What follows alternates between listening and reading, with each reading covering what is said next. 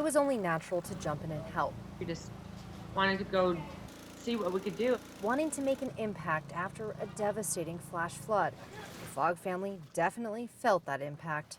The next morning, my daughter was just like, Mom, I don't feel well. Michelle Fogg and her husband, he's in the yellow shirt and their kids are the ones with the headlamps, spent more than 2 hours in the water and mud at University West Apartments Monday night. Even with boots and gloves, there was no avoiding the gunk. So here I'm standing in this muck, me and my son holding screens to keep the stuff so he could siphon the water out and we wouldn't get all the trash in it. All four of them the next morning felt sick to the point her daughter may need to go to the doctor. Well, my daughter is the worst. She's been having fevers and she says she feels shaky and nauseated. Floodwaters need to be considered contaminated unless proven otherwise.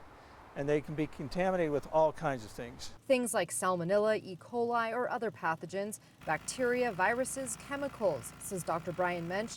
Take, for example, the fact the toilets in all of the basement apartments were submerged, and you can understand what might be in the water.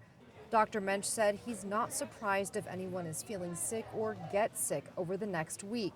While it's great people took quick action to clean up, his suggestion: If they have the time, they should try and figure out every way possible to protect themselves from exposure to the water. That means rubber boots, rubber gloves, rubber pants, anything and everything they can do to avoid exposure. You have to do what you have to do in an emergency situation. You don't, but if I think the situation we were in, it wasn't life or death. It was, wanting to be helpful, but maybe precautious, taking precautions